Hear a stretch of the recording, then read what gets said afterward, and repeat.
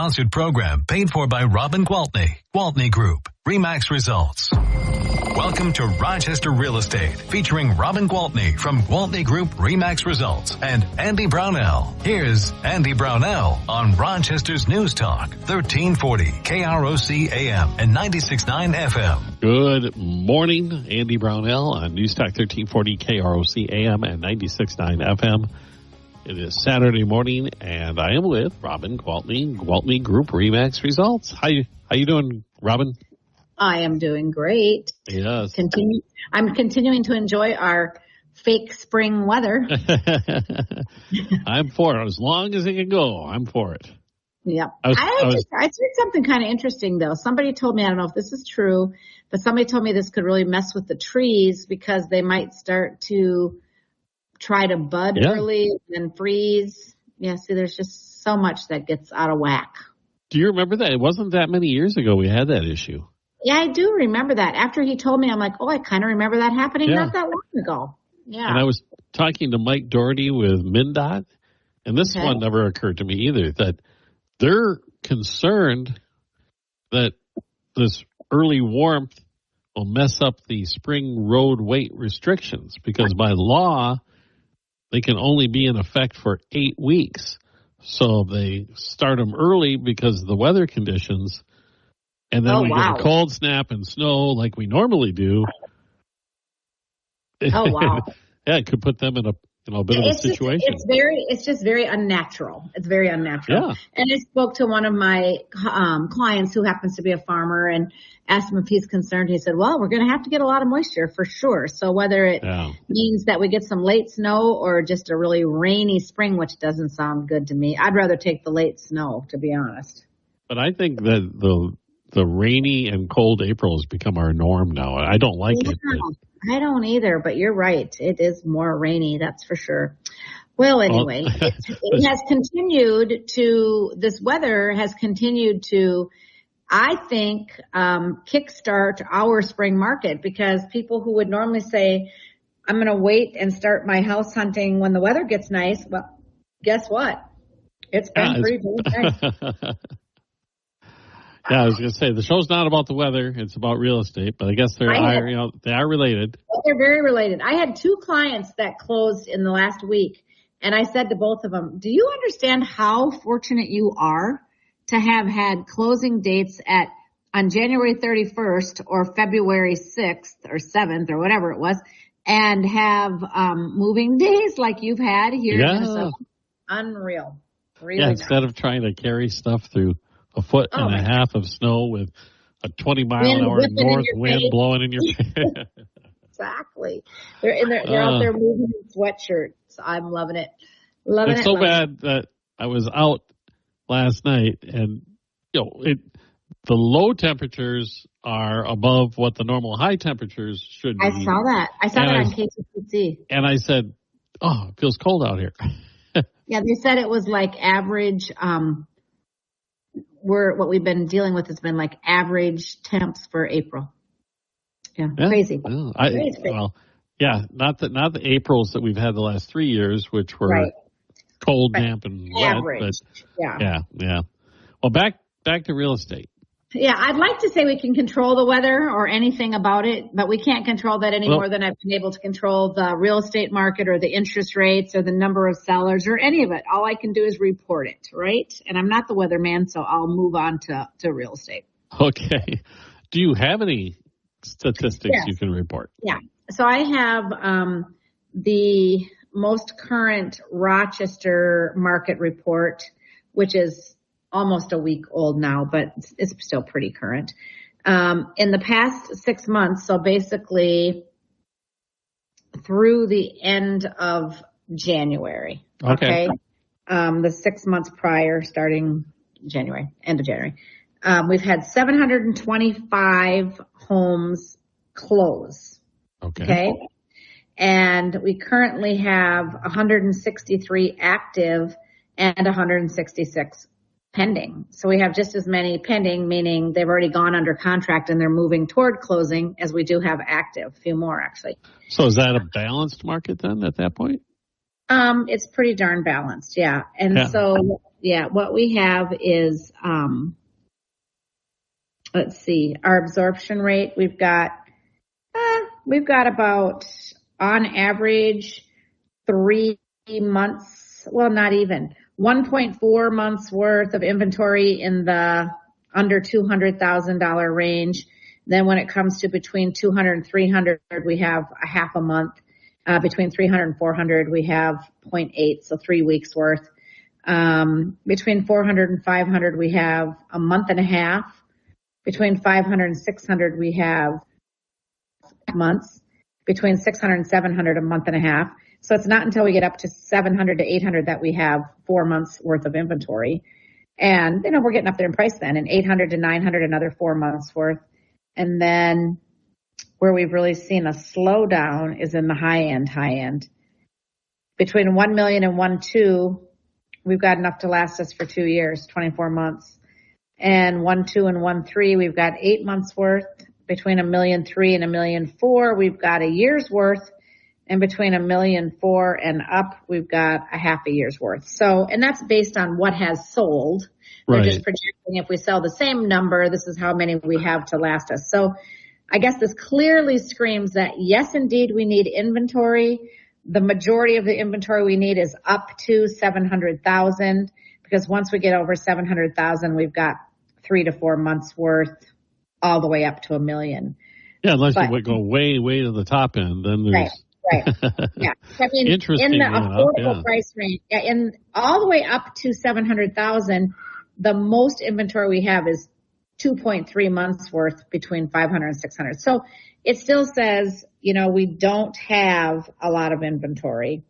Things are selling because we have as many on the market as we have under contract, like almost exactly equal.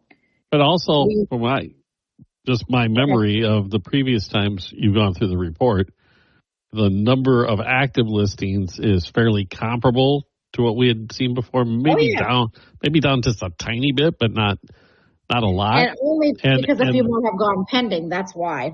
Okay. And I was going to say that the length, the absorption rate has gotten faster. Yeah. But that kind of suggests that maybe your demand has picked up a little bit. Right. Yep. We're getting a little busy. Well, which I've been saying, and it's both the news, everybody watches what are the feds doing. And even though they didn't lower the rates yet, they did opt not to raise them. So that's a good sign. And they are talking very openly about lowering the next time they come together. Right. So basically, people are excited. They know what's coming. They know that the rates are going to drop. So everybody can take a deep breath. And obviously the economy has remained strong. And so consumer confidence has continued to rise.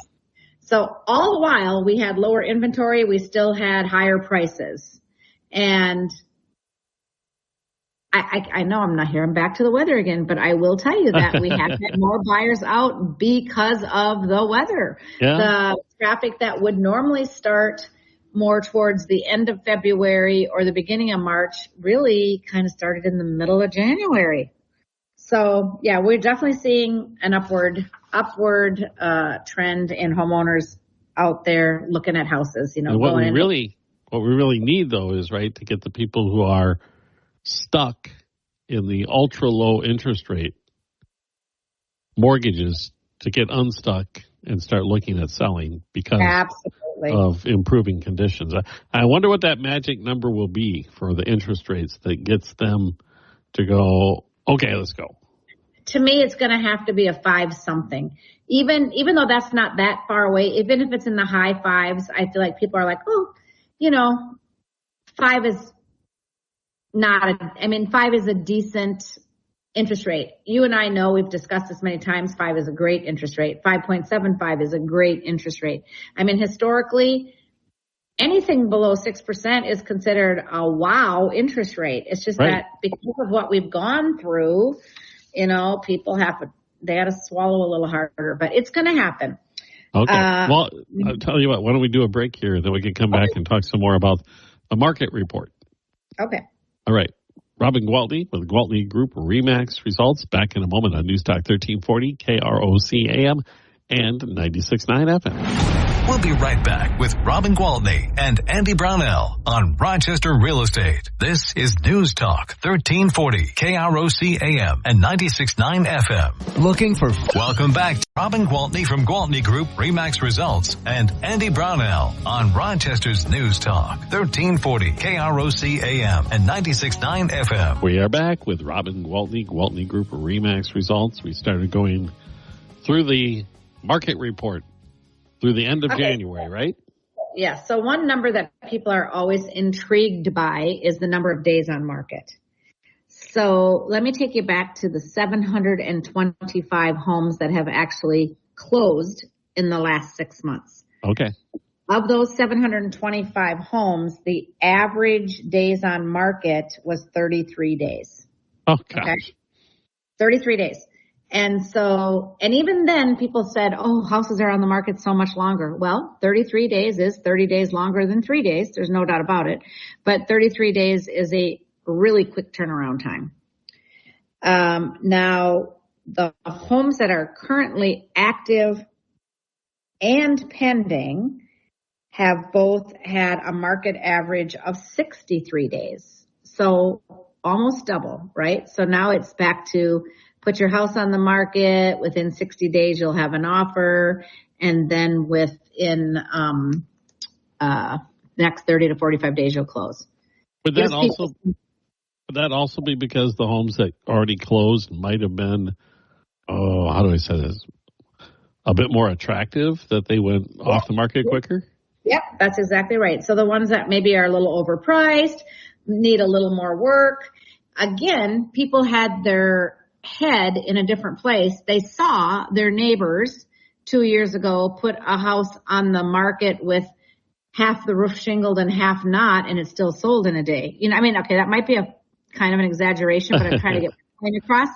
They didn't have to do anything to get the house ready, but that's behind us. Now buyers have more options. They can get out there and they can pick and choose, and they're going to be fussier.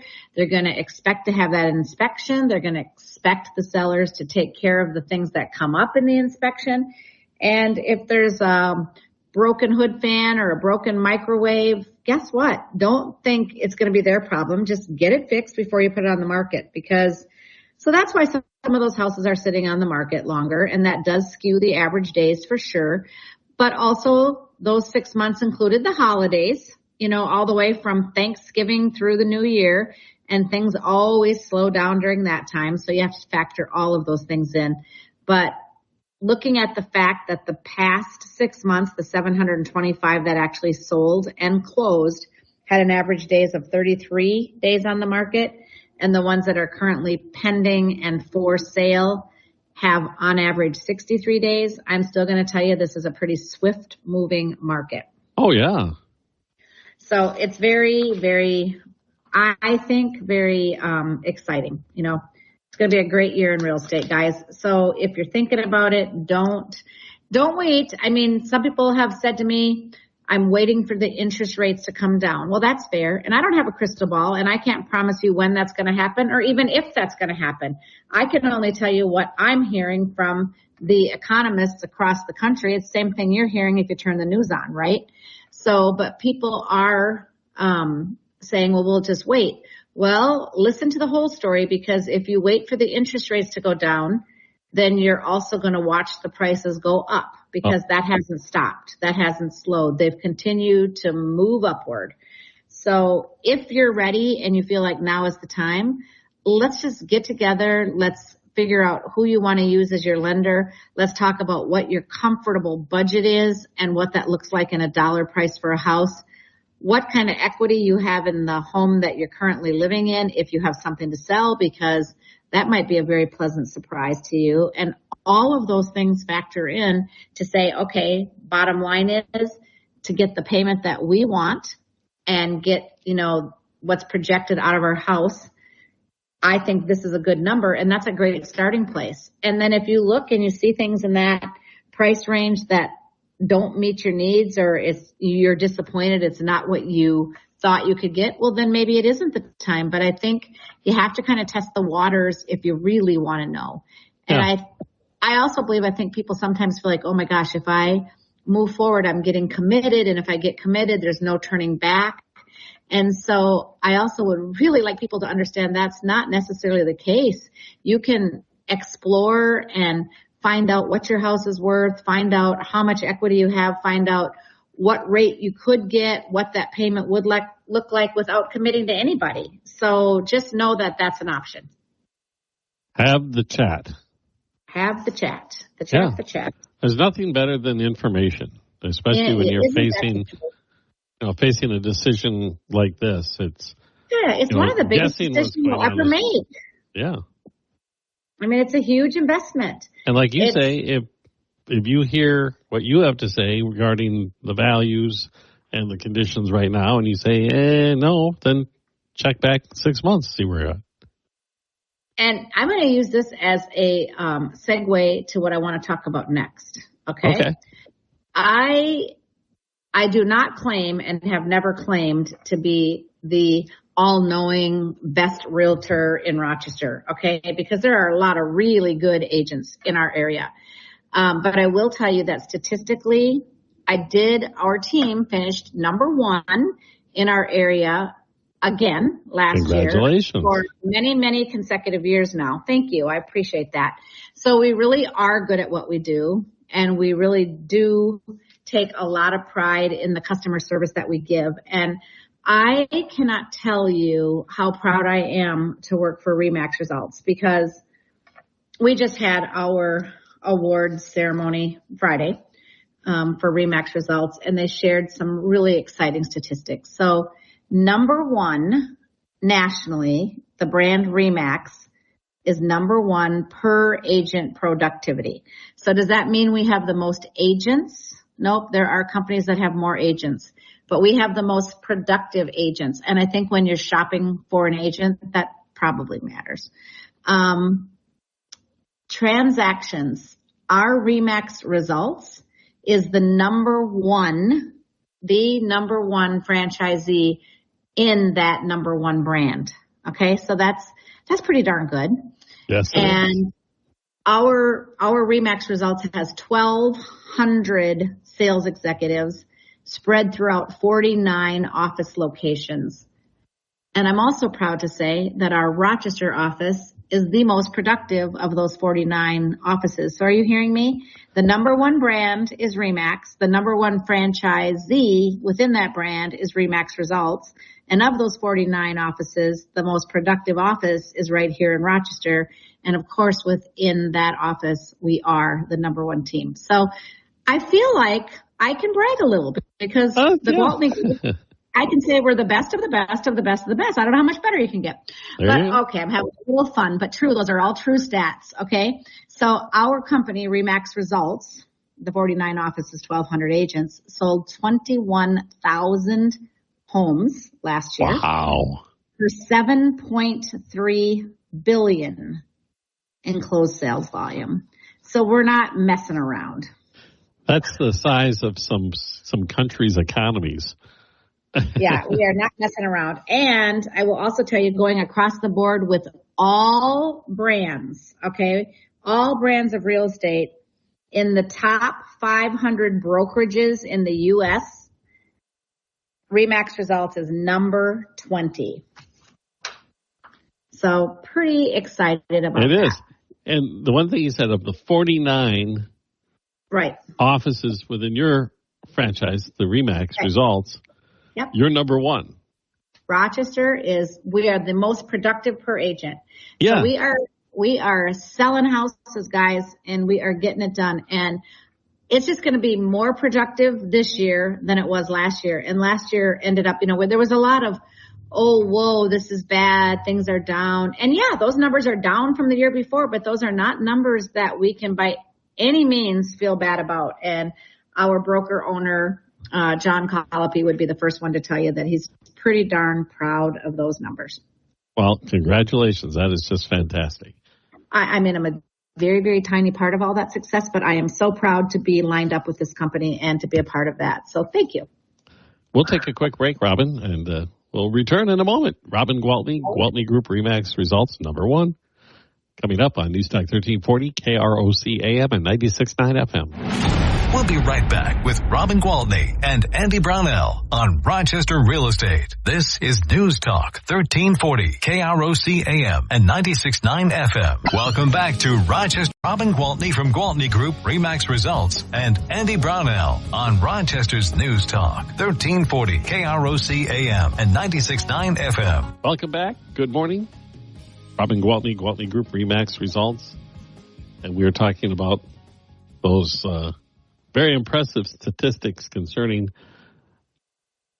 RE/MAX results and your involvement in RE/MAX results. But RE/MAX results is just one. Explain to me how this works. It's a franchise that's part of RE/MAX overall, right? Right. So RE/MAX Corporate, which was started by Dave and Gail Linegar 51 years ago, is in Denver, Colorado. And they basically don't sell real estate. They sell real estate franchises. In the beginning, they were a real estate office, right? But then they grew and grew and grew because they came on the scene. The only national real estate company 51 years ago when they came on the scene was Coldwell Banker. And Coldwell Banker had, basically a 50-50 split with their agents or whatever those numbers were. And Dave Linegar had come back from Vietnam, right? And said, geez, where do I go? I feel displaced. What do I do? So he thought he might become a real estate agent. And he looked into it. He's like, well, how do I make a living if the brokerage gets, at that time he said, I remember him speaking about this, he would have to start at a 37-63 split. So the brokerage would get 63% of the commission and he would get 37%. He couldn't imagine how he could make a go of it. So he came up with the idea of just renting desk space and being the broker and taking on the responsibility, but then giving a much larger split to his agents. I think it honestly started out at 100% and then they paid monthly, and that's changed over the years, but it was something new, a new concept, right? And so it didn't take long before everybody wanted to open an office. So he started to sell franchises. And now he is the number 1 real estate franchise in the world. And so Dave and Gail are long removed from selling real estate and have only sold real estate franchises for many, many years. So if you want to buy a RE/MAX franchise, it's like buying a Dairy Queen or anything else that's a franchise. You have to pay them fees. You have to follow their rules. You have to do it the way they do it, right? Because they have a brand that they've created and they want to uphold that brand and make sure that when somebody calls on a RE/MAX agent, they have a very similar experience to where they had, in another state or even in another country, because again, we are international. So yeah, pretty cool thing. And I've talked about this before, but I can't say it enough times. I love the network of real estate agents that I have across the country and even outside the country, because I literally get together with these people in person 3 or 4 times a year, and then much more frequently on Zoom meetings and, closed, like small circle groups and things like that we'll do either by telephone or Zoom but we just do a lot of networking. So we really keep each other. This group of agents is the top 1% worldwide. Okay. So we're considered RE/MAX elite, and we actually share ideas. We will do podcasts for other team leads or other broker owners. We'll do site visits and talk. I know last summer I talked to the top 500 agents in Texas, and I've got a meeting coming up where I'm going to do it virtually, but for 800 and some agents in Colorado. So, we share what we do. We share our skill sets. We share our practices so that we can all take and learn from each other and become better at our business. So I love that we just really help each other out, and we learn how each other do their business. So when I have somebody telling me I'm moving to Denver, I'm like, oh my God, I have some great friends in Denver with RE/MAX that are phenomenal, or I'm moving to Chicago, or I'm moving to Las Vegas, or I pretty much have people everywhere because I've been now 10 years within this franchise and very, very active within this elite group and travel to these meetings and really get to know these people on a personal level. So when somebody says, Robin, can you help me find an agent in Jacksonville, or can you help me find an agent in Scottsdale? I'm like, oh my God, absolutely I can. Here's her name, here's his name, here's her number, here's his, whatever it is. And then I talk to that agent and I say, hey, Don, I've got somebody coming to Scottsdale. This is my client. I've sold them 3 times, or this is somebody that called me in on the radio show. It doesn't matter. I want you to take good care of them because I promised them that's what you're going to do.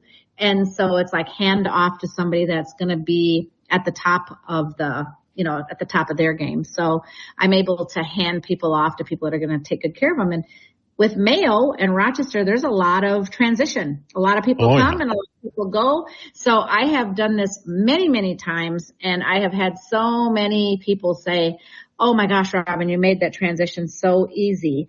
I just walked right in and I felt like I knew them and trusted them as much as I know you and trust you. So it was awesome, which is really awesome. I love it.